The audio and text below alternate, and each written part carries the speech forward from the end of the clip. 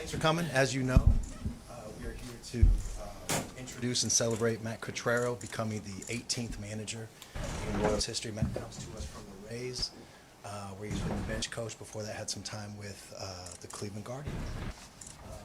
Joined by Executive Vice President, General Manager J.J. Piccolo, Matt's family, his wife Chris, sons George and Leo.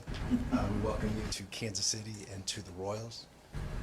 Chairman and CEO John Sherman here would like to open with a quick few words.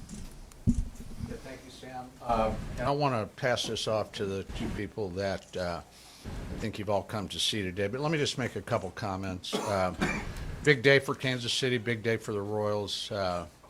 Opportunity to meet Matt, maybe for the first time, and get to know him. But also JJ, I think he's someone at the table that I think we're starting to learn a lot more about him these days. You know, 6 weeks ago, over the last 6 weeks, I should say, we've talked a lot about organizational change and development, adapting, process improvement, and JJ went right to work in his new role, resulting today in something that the club is very excited about, the naming of Matt Quatraro as our next manager.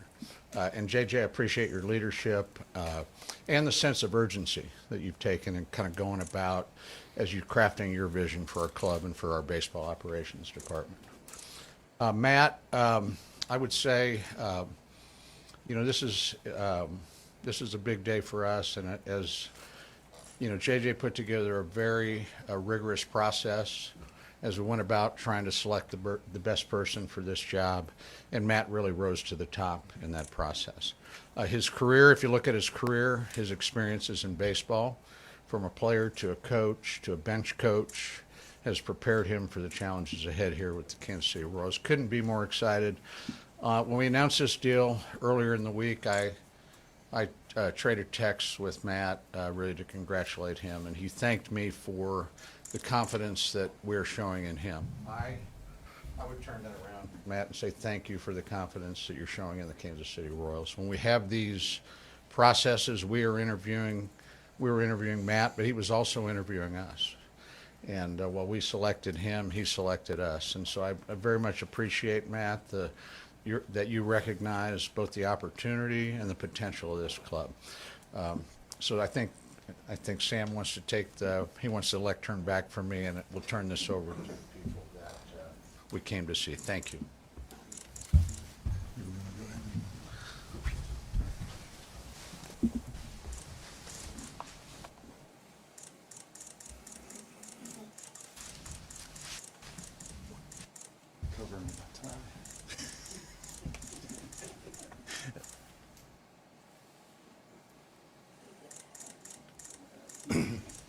Didn't matter, my hair was sticking up. All right. The lectern's yours as long as you want it, by the way, John. But JJ, want to open up with Yeah, first just want to thank everybody for being here today. We're really excited about the announcement of Matt being our manager. But before talking about Matt, I do want to congratulate Chris and Matt's boys, George and Leo. When somebody goes through a process like Matt has several times here in the last couple of weeks, it's stressful for a family. So to eventually land a job that hopefully you're excited about is a family celebration. So welcome to Kansas City. As far as our process was concerned, we're really proud of how we went about this. It was a quick but efficient process, something that we were locked in on from the very get-go.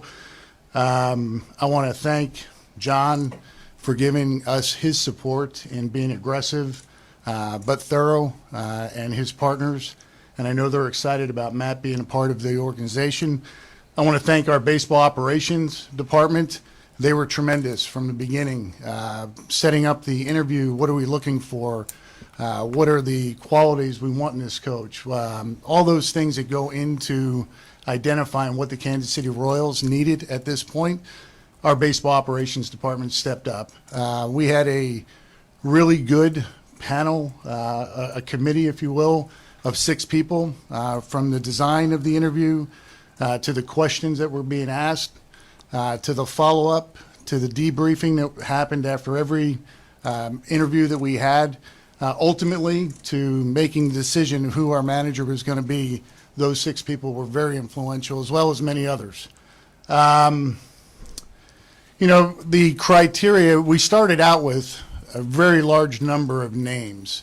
So trying to get down to what exactly are you looking for, we identified somebody that had experiences that we thought were important, whether it be previous major league managing experience, bench coach experience, minor league managerial experience. That was important to us. We identified a personality and a leadership type that we thought would mesh well with our players. We identified the need for somebody that was willing to collaborate across all departments that we have within this organization. Matt clearly answered that bell. Once we realized that we were not focused or going to land a manager that had previous managerial experience, it became even more important that we had somebody that sat next to successful managers in the major leagues. By sticking to that criteria, I think we were able to go from that large number of candidates down to a pool of about 7. It was 7 people that we interviewed. 6 we interviewed in person, 6 to 7 hour interviews. One person was involved in the playoffs, so his interview process was a little bit different. But to arrive at this decision in a 2-week period, it was 2 weeks ago today that you came in, to arrive at this decision in 2 weeks, I'm really thankful for all those that were involved. One thing I think is important to note, I was clear with the general managers that we asked permission of their employees. We were interviewing the person and how he fit our organization and not interviewing the organization they were coming from. I think that's important. There's a distinction between the two things.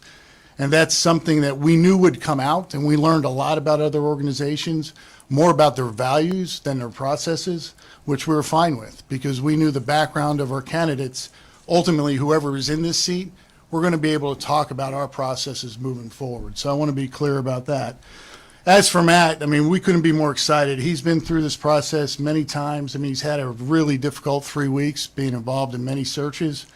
It was really clear how he connected with everybody he came in contact with, his humility, his ability to explain to us what his decision process is or what that looks like was very clear. He was very composed throughout the entire process, which makes us feel very good about how somebody's going to react in the dugout. But it was also pretty obvious that people he's been around in his career have shaped his thoughts, his beliefs, and how he will make decisions moving forward. He's been very fortunate to be around very good managers and other coaches along the way, many of which we identified with from years ago. So that was something we didn't really expect. The last thing I'll mention is, when you're coming to a close, you're really trying to figure out how do we poke holes in the guy that we want. I could not find anybody that had anything negative to say about Matt Quatraro. I'm sorry.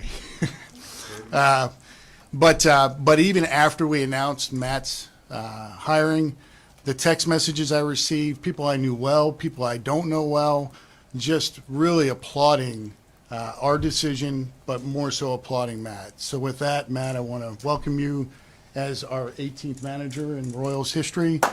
We're looking forward to this partnership.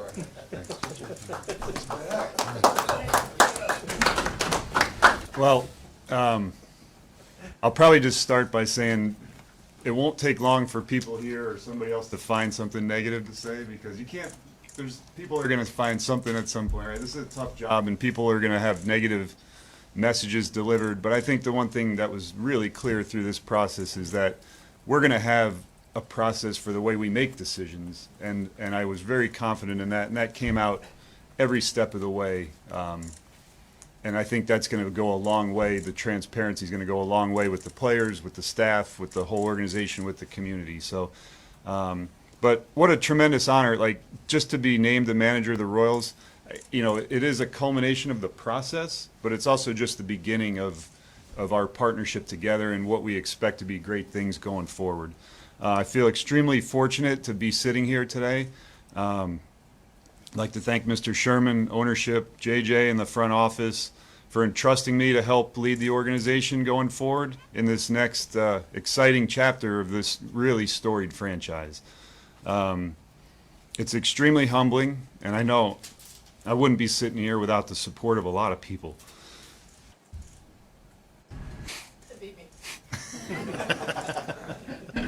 My family, my mom and dad, and all the, I've had like JJ said, I've been really fortunate, not only in the major leagues, but throughout my life to be around really good coaches and people that have mentored me. And like I said, as excited as I am to be named the manager, I'm even more excited to jump into the process. You guys will learn that about me. I'm extremely process oriented. And I think the process that we all envision here is building a championship environment that is going to bring the Royals back to the top tier of Major League Baseball and be that way year after year. I mentioned the commitment, the support, the forward thinking that I'm confident is here will undoubtedly serve us well putting perennial contenders on the field. And the last thing I'll just close with is beyond the stuff that's the obvious things, the baseball part of it, the focus that was here on the people in the organization, not just in this group, but years prior, it really bursts through when you talk to people. There's a lot of loyalty. A lot of people have great experiences with how the organization has helped their families and the community, and I'm excited to be a part of that. So thank you very much for the opportunity. All right, guys, we're going to do questions. I think I've communicated this with most of you. We're on a little bit of a time crunch. We're going to get Matt with you guys in smaller groups as best we can today and into the future, but I appreciate you working with us on that. Just raise your hand. I'll write you down. Joel, you go first. Matt, welcome to Kansas City. Joel Goldberg with Valley Sports and the Royals television broadcast. Fans have heard the name. They don't know a lot about you yet. What is your style of baseball like? And from afar, what were your observations of this young Royals team? Yeah, I mean, rightfully so. I tell my wife I'm easily forgettable. So it was a lot of years of, kind of just. I like JJ said, I'm really fortunate to have observed a lot of really good baseball over the years, minor leagues, major leagues, and I think I've just taken my style. I would say is what team is put together. I wouldn't shoehorn myself into. I love Earl Weaver. Everybody likes 3-run homers and strikeouts for the pitchers, but whatever style of team that we put together is what we're going to work with, and I think. More so than anything, I'm a believer the things I've seen my last couple stops are depth, playing the whole roster, utilizing everyone. So that that helps performance on the field, but it also helps the environment in the clubhouse. And I think I'm a big believer in that. What have you observed of this young Royals group? You saw them from the other side. Yeah, extremely talented, young. I mean, there are some real similarities this year. At certain points in the year, I mean, they were running out 7 rookies in the lineup. We had a similar stretch in the middle of the year in Tampa this year as well, and that's extremely challenging to grow at this level. But the expected growth on the backside of that is a great thing to project, and so that's what I saw the most. Andy Rogers. Hey Matt, Annie Rogers with MLB.com. Nice to meet you. As a first-time manager, what advice have you gotten so far? I imagine this has been kind of a whirlwind of a week for you, but what kind of advice have you gotten? Well, the most common thing you hear is just be yourself. You can't, through these processes, I've talked about being around Tito and Kevin Cash, and I can't be those guys. They're themselves, and they do great things because they're themselves. So that's the number one thing. And the other thing is, it's just something that I've seen. Just collaborate. Any one person sits here and tells you that they have the answer. That's not the way. There's a collective group of minds here, and the players. We all have to rely on each other and take information back and forth. And as far you mentioned the family atmosphere and the young club, obviously, what did you learn about the organization through the interview process that made this organization the right fit for you? Well, the things you just mentioned, it's extremely exciting to be with a young group of players that's just hungry to get better. I think the other main thing is that, I think there is a lot of infrastructure in place here to collaborate with, and that came shining through in the interviews. Lynn? JJ, first I wanted to ask, just, you mentioned Matt's personality, and I wondered what from the interview process came out that made you feel like it was a good fit with the group that you guys have. With our players right now, I know they're eager to work with people that are willing to listen, and Matt kind of just exemplified how we saw how well he listens. We actually today met about 9 people in a department, and we quizzed him. 2 seconds later, he named 7 of the 9. You know, so he's very attentive, and I think that really matches well with our players and what they want out of a manager. And obviously, we got the pitching coach coming up, same type of thing. So that's what stood out. And then Matt, Lynn Worthy from the Kansas City Star. I wondered, just you mentioned a little bit of the infrastructure. Through the process, what I guess would be so your observations of the organization and how, if at all, has been different from maybe from afar, looking at the Royals organization. That's a really good question. I don't think I would have been able to say what my perception was for the behind-the-scenes stuff from looking from afar. On the field, you see the talent, but JJ and I have a little bit of a relationship going back to playing against each other in college a long time ago, and we had run into each other when we were both working in different capacities in the Dominican. So I've heard so many good things over the years about the way the people were treated here, and had a little bit of a relationship with Dayton from playing against him as a college coach, and so those things held true. But I didn't have any other notions about how things ran behind the scenes. Sam McDowell? Sam McDowell, Kansas City Star. Matt, you mentioned just that there'll be a process for how you arrive at decisions. I wonder if you could shed a little bit of light on that. Yeah, I mean, I think I've touched on it a few times. The collaboration, I think we're going to spend a lot of time getting to know each other within the office, the field staff, the R&D department, all those things. And I think everyone gets a voice. Everyone has the ton of information starts and it works its way to the field. And those processes to get that information and distill it down to the players is the process that we're going to work off of so that it can be clearly communicated to them. John just mentioned the fact that you also interviewed the Royals. What are sort of the boxes you're looking for as you're going through that process? Yeah, support. I've mentioned this, I've said it straight to Mr. Sherman, like that in order to be process oriented, you have to have the support from ownership, and that spreads through the organization. A very simple example is if somebody misses a ground ball in the 9th inning and we lose the game, if the owner's in the office and pounding the table after the game, then that attitude and that tension spreads to JJ and spreads to the office and then to the field staff, and everybody's coaching scared, playing scared, looking over your shoulder. And that was the furthest thing from what I got from the process. So that kind of stuff, the ability to collaborate, those things really stood out. Todd? Todd Lebo, Sports Radio 810. Kind of for both of you, I think John had mentioned earlier about data and analytics, and they had a lot of information here that maybe wasn't getting implemented. Maybe first from you, Matt, and then from you, JJ, kind of how you guys talked about those things and what sort of stuff maybe the Royals weren't doing that maybe you will do here with some of that information that the organization has had. Well, I can't speak to what they weren't doing, and I wouldn't feel comfortable doing that anyway. Most teams have the same amount of data, and it's a matter of opening up the lines of communication between field staff, front office, R&D, strength and conditioning, everybody. And that's what I plan to do and what our staff will do. And from our perspective, we just needed somebody that had a great acceptance of the information and an ability to utilize it and put it in play. It's one thing to have it and look at it, but now you need to know what to do with it. And when we spoke to Matt, it was pretty clear that has been part. He may not even realize it, but it's part of how he works every day, and it stood out. And just to follow up, Matt, like this is kind of whatever new age data and things like that. You've been around the game for a long time. When did you become a true believer in some of the things that people are using now in baseball? Have you been a long time adopter of it?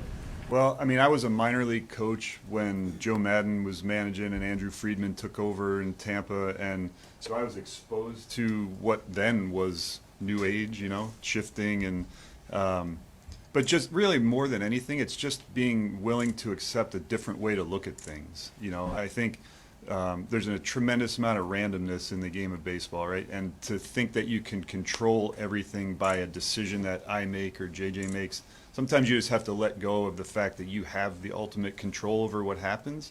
And that acceptance leads itself to the data. Like in my mind, data doesn't make the decisions, it informs the decisions, and it creates more questions that you can ask that help you make better decisions down the road. That also, just to add to that too, I thought something that stood out to our committee, Matt had a great understanding where the game has been, where it is today, and where it's going, which is hard to predict, but somebody that has that growth mindset and intellectual curiosity, that's going to put us in a better position moving forward. So it really stood out across past, present, and future. Dave Scott? Hey Matt, Dave with the AP. You're coming from two organizations that are a little bit similar in that kind of small markets, kind of limited amount of resources, and yet they've consistently won. So what can you take as sort of commonalities from Cleveland and from Tampa that maybe you can plug here? Pitching. Put good pitching on the field, you got a really good chance of winning. And I think one of the things that JJ's talked about a lot in the process is, but baseball, the obvious narratives are the big spenders and the little spenders, right? But that doesn't really tell the whole story of what goes on the field. A lot of that goes into name recognition, but talent is talent, regardless of your experience level, your name recognition. So what I look at is winning those decisions on the margins. And the obvious ones everybody knows, everybody wants to play the best players, everybody wants to get the best results. But where we're going to hopefully make strides is by winning those decisions that are 51-49 decisions and compiling those 51s up so you're consistently winning instead of consistently on the 49 side of it. You sort of lead right into another obvious question around here. Pitching has been a struggle for this organization to develop for quite a while. So what do you envision for that going forward? And also, you're obviously going to have to build a staff, and pitching coaches can be part of that. So where do you see that going? Yeah, well, there's a tremendous amount of talent on the pitching staff here right now. And I think I've talked to a handful of the guys already, and they are super anxious and eager to reach their potential. Now, I can't tell you exactly what the process has been, how their careers have gone up to this date, but what I'm looking for from now forward is maximizing their potential through some tweaks in approach or maybe pitch usage, those kinds of things, because the talent is clearly there, and I think we'll continue to add depth because you can start out the year with a 13-man staff and you're going to end up using upwards of 25, 30 guys throughout the year. So it's a lot about depth. It's a lot about maximizing their abilities where they are right now. So that's, as far as a pitching coach, a lot of the same characteristics and qualities that JJ talked about through this process will be apparent, because the way I feel about a staff is I'm not going to micromanage them.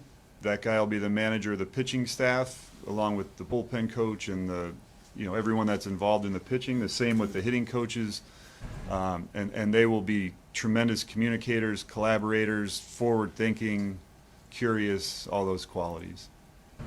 Karen? Karen Kornacki, KNBC 9 News. Do you have someone in mind as a pitching coach? We've been talking a lot. We're compiling a list right now, much similarly to what JJ did for the manager search, based on those qualities, and we're gonna do our best to come up with the best candidate. Being a longtime reporter here since 1983, watched a lot of old school baseball, love old school baseball. So I guess in this new age of everybody having an opinion, is it almost managing by committee and you just make the final job? How much is a manager's gut during a game? Like, okay, this guy's been out here, he just doesn't have it today, I should wait it through or I shouldn't. How much is gut with you since you have a vast background in baseball. Are you available as a pitching coach? Yes, I am, as a matter of fact, because I have lots of business. And I'm married to a former Major League Baseball player. Well, the way I look at it is all of that information, all the input are kind of the guardrails. And within those guardrails, there is room for interpretation. Now, the better we feel about our process and our information, the closer those guardrails get together, and we'll make those decisions within those parameters. But there's got to, this game is played by human beings, and there's a lot of emotion. There's a lot of things that happen that no one ever knows about. Even the manager or the GM, guys come to the field every day with a whole set of things that have gone on in their lives, just like we all do. And to try to plug into where they are on a daily basis and help them compete to the best of their ability, that's what we're going to try to do, and that's where that human factor comes in. Thank you. Saran? Matt, there's a kind of a difference that the fans would talk about, maybe not 13 to 17 when the Royals were at the top, but how transactional the Rays were, that there's a lot of movement. The Royals had great success and are certainly known as one of the more loyal franchises, leading the way and paying their minor leaguers during the pandemic, all those things. That's paid off in the past, but when things aren't going well, the town looks at Tampa and says, well, look at all the moves they make. We got to make more moves. Where's your philosophy on that? And what was the conversation like with JJ about, these two kind of maybe philosophies trying to be blended together? Well, I would first say that, Tampa, they don't make moves just to make moves, right? They're all within a purpose behind them, and some of them are unavoidable due to injuries. Some of them are unavoidable because of pitchers get used during games and you need fresh arms for the next day. And that's kind of one of the things we did talk about, is building that depth, because if you don't have that depth to draw from, then those moves are just moves to say we're doing something, and that's not what we're trying to do. So again, those moves are based on constantly trying to make those 51-49 decisions to incrementally make the team and the organization better. There's a phrase in baseball, in fact, Jeff Montgomery over there is the one who taught it to me a long time ago. At some point, you are what the back of your baseball card says you are, right? Like, you can talk about getting guys better and all of that. When is that? When is a guy because you mentioned the talent that's here. There's some guys that have had some shots and haven't gotten over that hump. When are you just what the back of your baseball card says? I would have Jeff answer that. I don't think I'm smart enough to know when each person is what they are on the back of their baseball card. But, I mean, those are individual decisions on when guys have had enough chances or whatever, however you want to put it. But, I'm coming in here, we're still learning the roster and each other and all those kinds of things. So I couldn't speak to this guy's had enough chances or that kind of stuff. A few more before we do the smaller groups. We'll go. Andy, you got one more? JD, just to clarify, will you guys work in tandem to hire a pitching coach? Absolutely, yeah, absolutely. Everybody that's worked with myself to hire Matt's just going to join the group, so no question. And then have you decided on any coaching staff decisions right now? No, same as, I guess it was the day after the season. Our hitting staff will stay intact, and Damon Hollins will stay intact, and we're making decisions with the other positions right now. Lynn? Matt, I think a lot of the discussion with this team for recent years, and also just this process, has been about the youth and then being process-oriented going forward. I wondered for you, with that context, what's going to be the measure or the bar for success early on with a young team where you guys are really getting into the process and sort of refining things with the organization? I think the best way I can answer that is the major leagues is the ultimate level of baseball, right? But it's not that development stops when you get to the big leagues. So these guys, the staff we have here and the staff we're going to put together is going to have a plan for each guy based on information we get from within the organization, from outside the organization, from the players themselves, on what we think they need to improve on. So once we're able to set up those individual development plans, or whatever you want to, however the best way to term it, we'll be able to follow a growth process in that. So I couldn't sit here today and say so-and-so's got to increase his on-base percentage or whatever. I think we need to dive into what those players need to work on and get their input as well.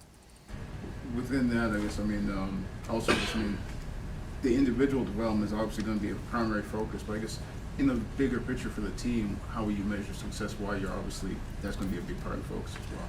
Yeah, I mean, you know, you can say all you want about processes and things, but at the end of the day, the big league is about winning baseball games. So we're hopefully going to win more games and fight our way to the top of the division. And how long that takes, and you know what the bumps in the road look like along the way, I can't sit here and tell you. You know, I would love to come out and say we're going to win 100 games, but that's not something that anybody could sit here and tell you. But we're just going to try to compete on a daily basis and be in as many ball games as you can. And I told JJ this morning, and anybody in baseball can sit here. You guys have watched a lot of baseball.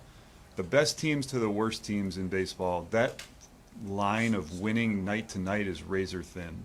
So doing those little things that swing the games, holding leads, coming back on somebody late and beating them when they have you down, those things, they need to happen in your favor in the good years, and that's what we have to try to focus on, is just swinging those razor thin differences. Vern, bring us home. Matt, you talked about utilizing all 26 of your roster.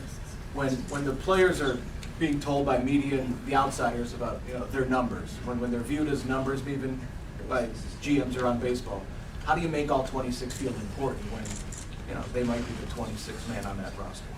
When they're being told their numbers? Yeah, when they're viewed more as a batting average, an OPS, an ERA, how do you make that connection, build that trust, and make all 26 feel important?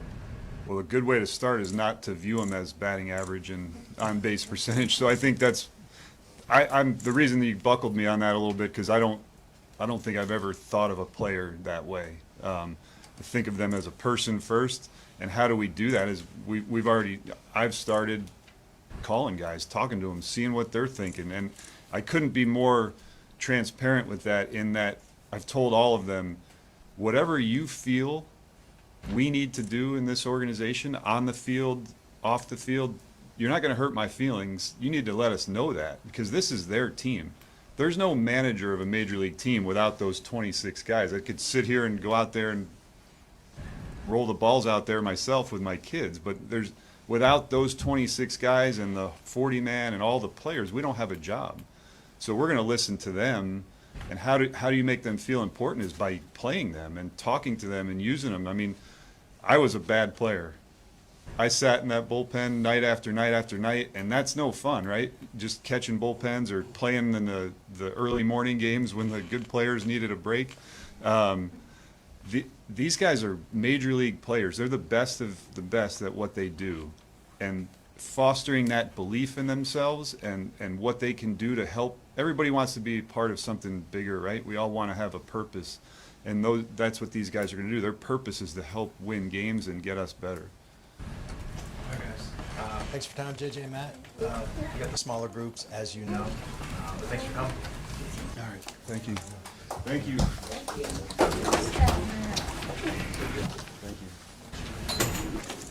Nice job.